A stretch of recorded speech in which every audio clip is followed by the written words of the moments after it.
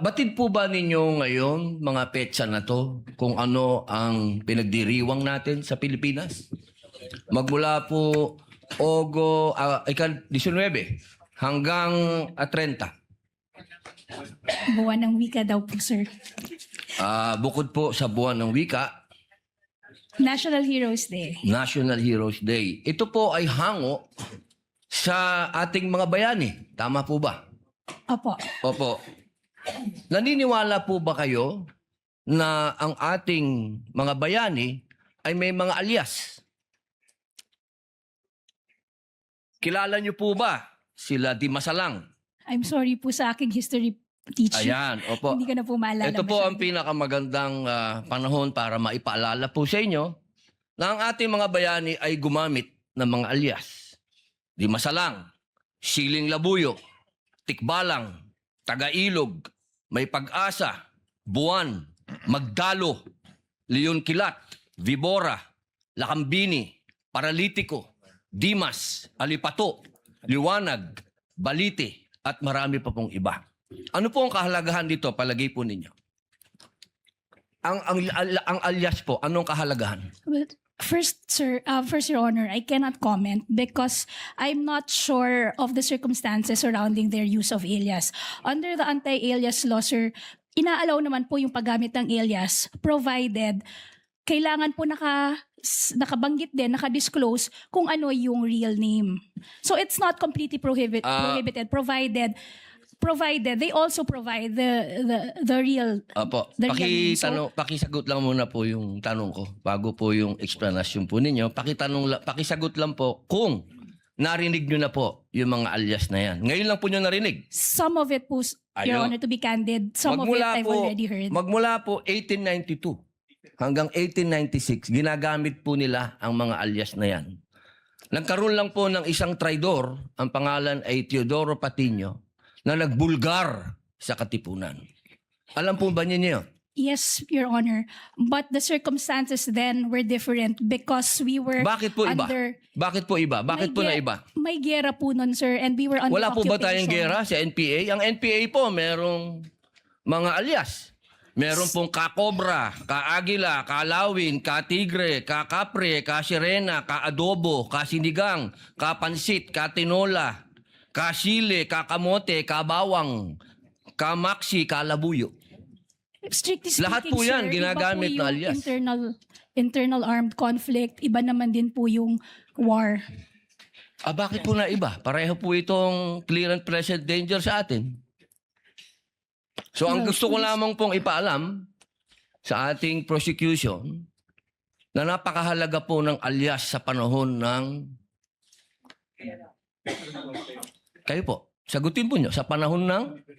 Gera, sir, Your Honor.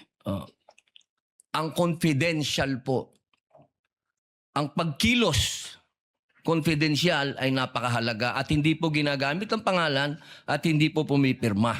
At alam niyo po ba, noong September 12, 1896, ano nangyari?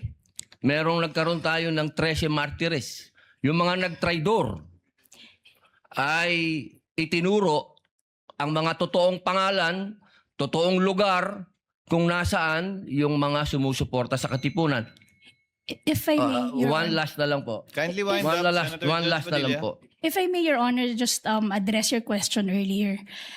With all due respect, Your Honor, the prosecution respectfully submits that whether the use of alias is allowed or not and whether it's necessary or not, to us, that is a non-issue because that was never raised Hindi po by pwedeng the... maging non-issue sapagkat ito po ang ipinalalabas ng prosecution. If I may, Your Na may Honor, mga pangalan, na mga katawa-tawang pangalan. Mas nakakatawa po itong mga pangalan nung mga nangyari nung araw. with all due At isa respect, pa Your po, Honor, isa na lang if po. Kasi isa na lang po.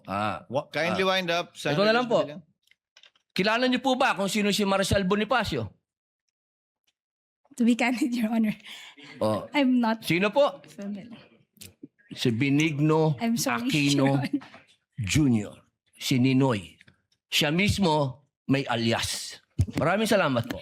Your Honor, if I just may, Your Honor, just to set the record straight, because it was made to, with all due respect to the Senator Judge, Mr.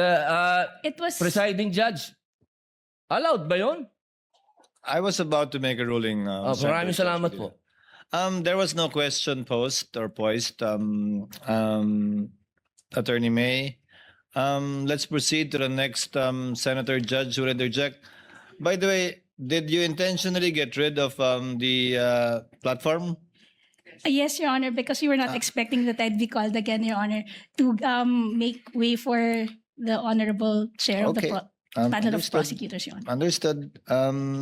Senator Judge Aquino, Thank you're you. recognized for interjection. You may proceed, sir, when you're ready. You have 2 minutes. So bago po yung 2 minutes, Mr. Presiding Officer, tama po, si Ninoy Aquino po ang kanyang alias ay Marshall Bonifacio para makauwi po siya sa Pilipinas nung nasa Boston siya. Oho, pero wala naman ho siyang confidential funds na, wala ho siya sa mga AR na confidential funds. Lilinawin ko lang ho. Okay, pagdating ho sa prosecution, ang posisyon ng prosecution, yung mga pangalan ay totoong tao, di ba? Correct, no? You have not really mentioned aliases in any of your... Wala. Could you respond quickly?